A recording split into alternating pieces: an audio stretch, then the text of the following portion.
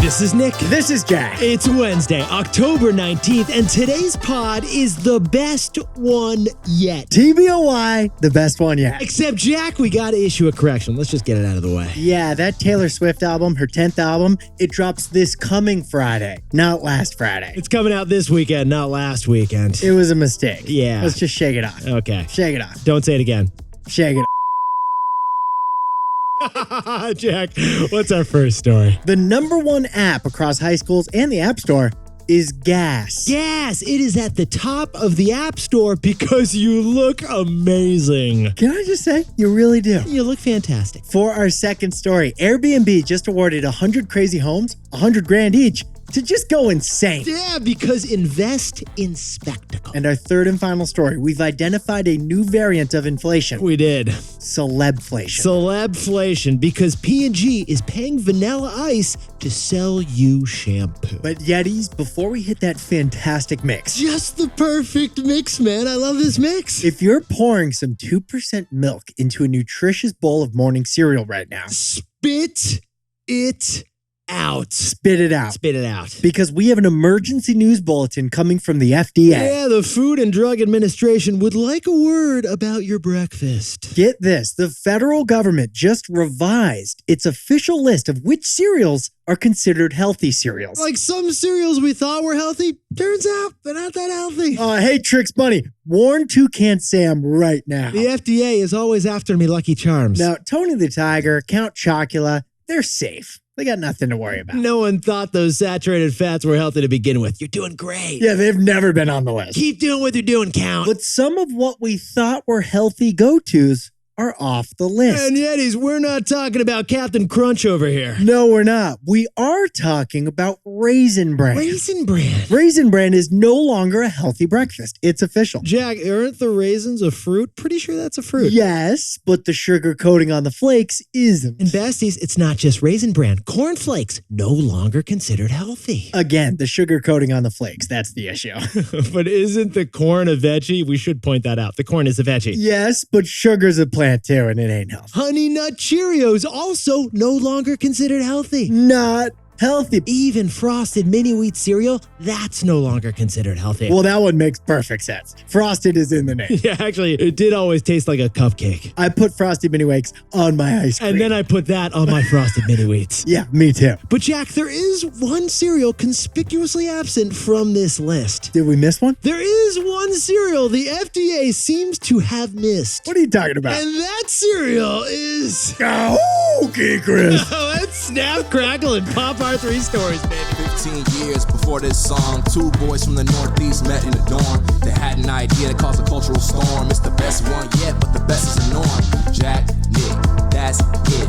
I don't even think they need to practice. 50%, that's a fat tip. T-Boy City on your at-list. If you know, you know, cause we ready to go. We can't wait no more, so just start the show. Start the show. For our first story, the hottest app across the United States right now, it is Gas. Gas. Gas. Gas is taking over high schools by telling you, honestly, you are the absolute best. You look great. You're just the best. What are you doing with your hair right now? Everything you're doing, keep doing it because you're doing it right. Do more of whatever that formula is. Yetis, over the weekend, we noticed there was a new number 1 in the App Store. It wasn't TikTok. It wasn't Be Real. No. The number 1 most downloaded app last week was an app called Gas. Gas. Not gaslighting.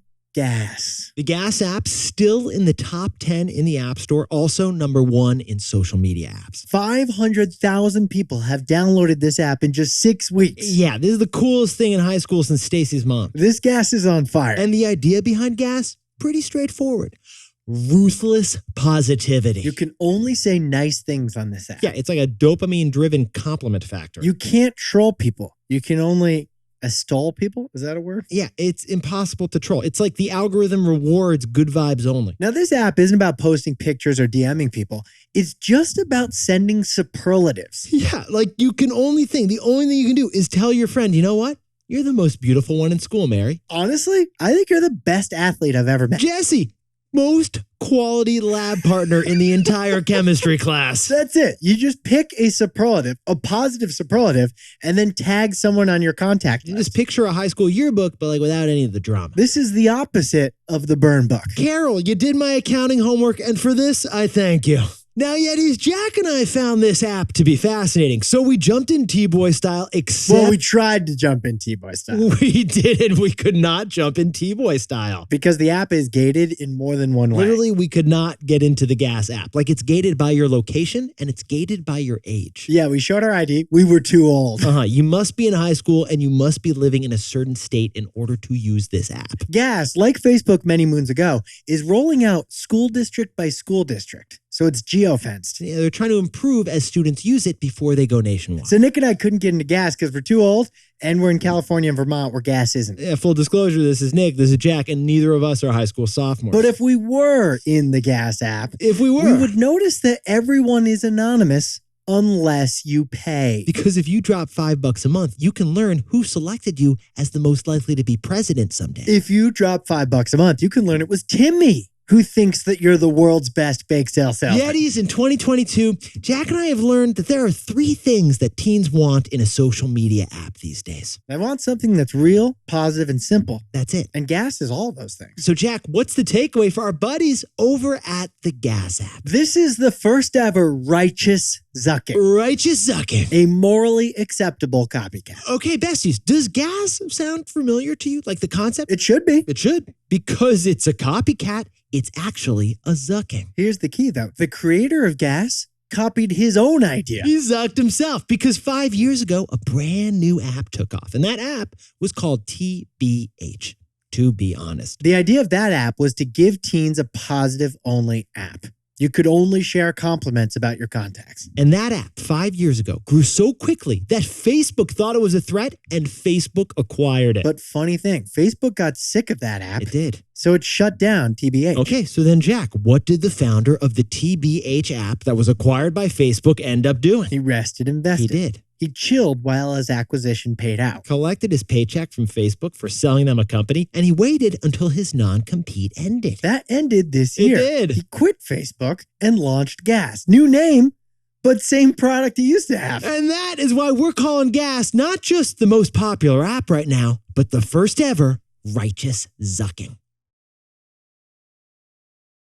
For our second story, Airbnb is giving 100 crazy homeowners $100,000 each. It's called the OMG Fund. The OMG. And it's an investment in spectacle. All right, Yetis. Jack and I got your back. Maybe you're planning that winter vacation right now, so... You know how the Germans do it. The day after vacation, they plan next year's vacation. Well, Jack and I decided we'd whip up a few casual hotel stay options for you. All right, how about this place we found? In the United Kingdom, there is a prism-shaped home with a rainbow ramp to enter. Literally, this house is the Pink Floyd album. That Pink Floyd album. Yeah, that one, Dark Side of the Moon. In Costa Rica, there is a 5-room house where each room is shaped like a hexagon. Because it's not really a house. It's actually a human-sized beehive. Okay, how about this place we found in Mexico? This is good. This is good. 10 elevated rooms shaped exactly like Orion. Hey, Galileo, you can sleep in a constellation condo. All right, finally, let's head to the heartland. In Idaho, the most important hotel there Love this one. is also the most relevant attraction. It's a potato-shaped house. We're talking a duplex where like you mash potatoes in the mashed potato. Its name is Spud,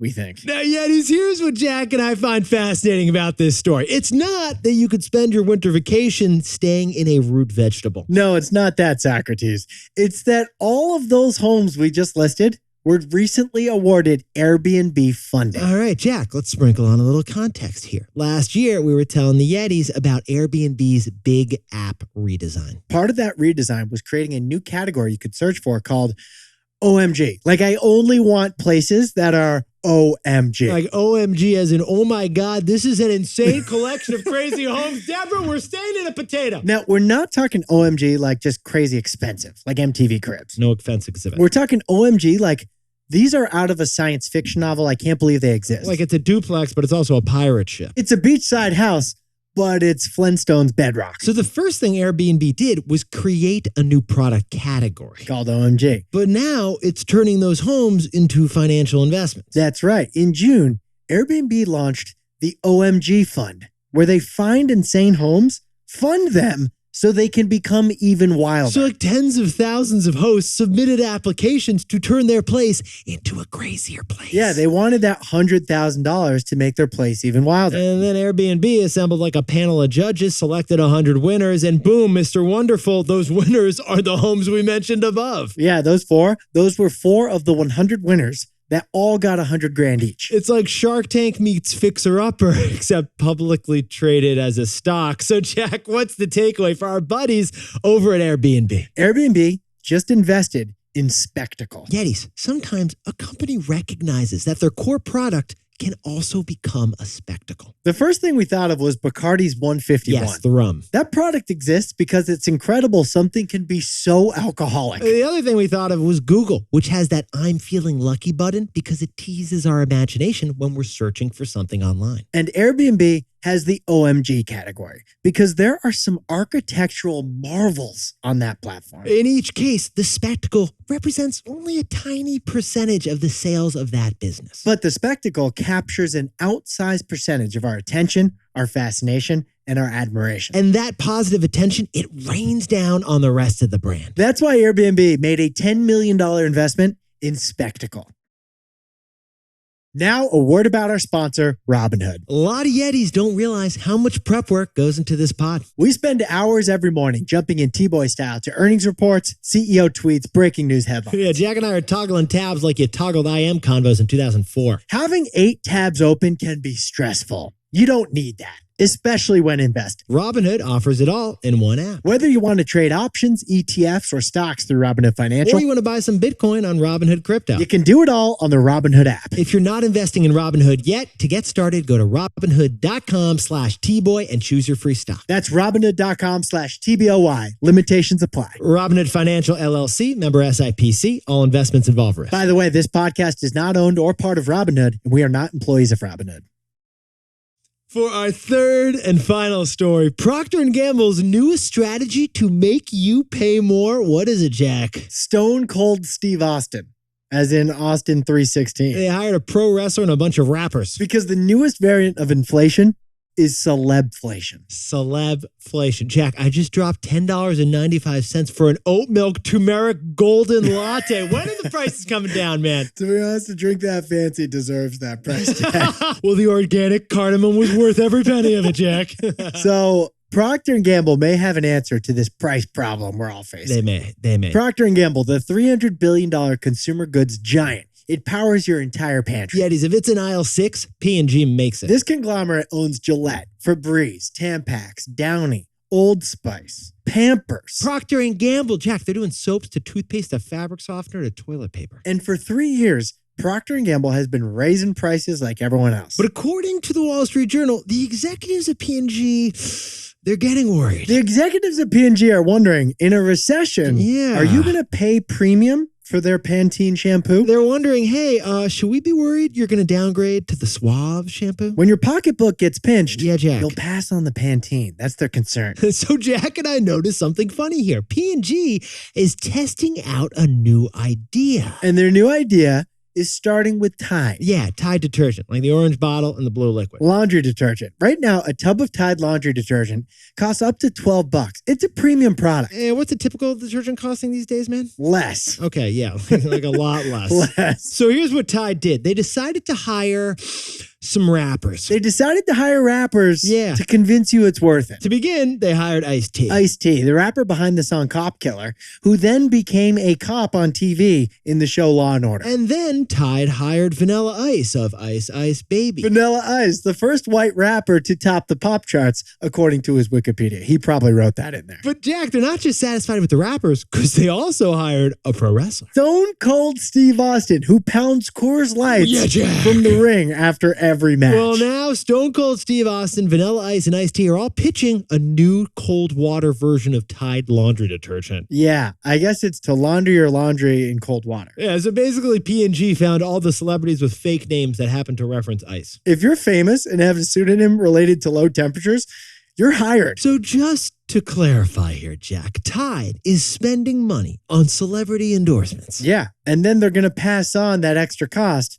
to us. We're going to have to pay more for this. This feels like an annoying takeaway moment. So, Jack, what's the takeaway for our buddies over at P&G? The newest variant of inflation is Celebflation. Yetis, Jack and I have talked to you about shrinkflation. When companies keep the price the same but make the package smaller. And we talked to you about thinflation. When restaurants thin down their menus to get rid of the less profitable dishes. And we've talked to you about suckflation. When hotels cut back on services but still charge more, so your trip just sucks. Well, they're all forms of sneakflation, sneaky ways to raise prices on you. But the newest variant of inflation is maybe the most annoying kind.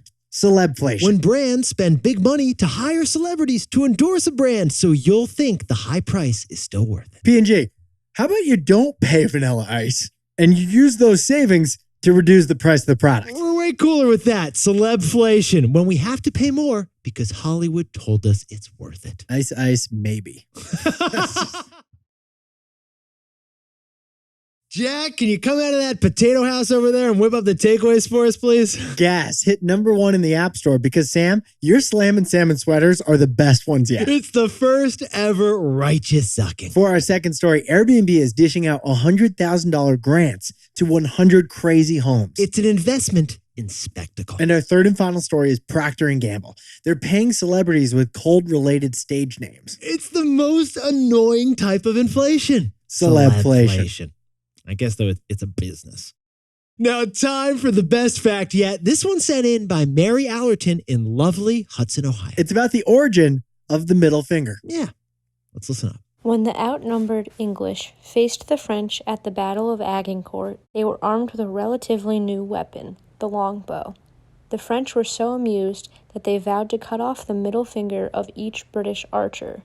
When the longbows won the day, the English jeered the retreating French by raising the middle finger in a gesture that still means, among other things, in your face. Wow. Those are the juicy pages of history books that we want to learn more about. Yeah, you got another one of those. Send those our way. Any fingers. I thought it was called Flipping the Bird, though. Jack, another origin story for another pod. Fair enough. Yetis, you look absolutely the most fantastic you have ever looked today. Yetis, you are the best audience ever. And if you are eating a Raisin Bran, a cornflakes, or a Honey Nut Cheerio cereal right now, treat Spit yourself. it out. Jack and I, we'll see you tomorrow.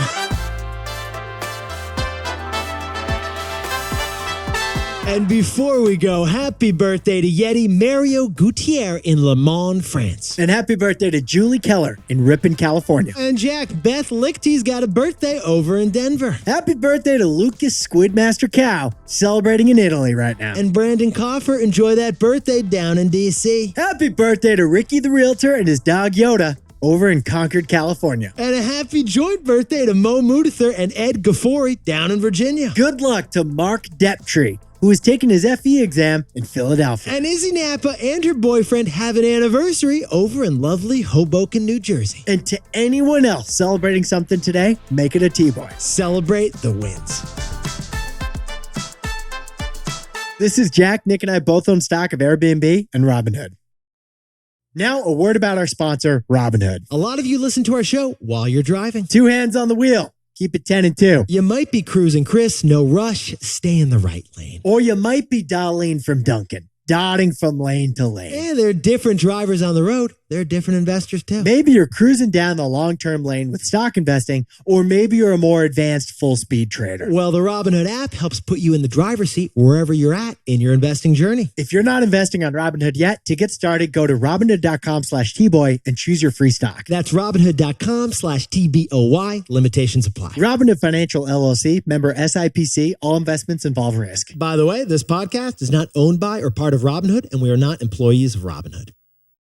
For our third and final story, Procter & Gamble's newest strategy. For our third and final story. You really need a breath over there, dude. For our third Dude, and it's like final, you're driving and you have no idea what turns are ahead of you. I know. Like, I was even looking. I'm like, oh boy.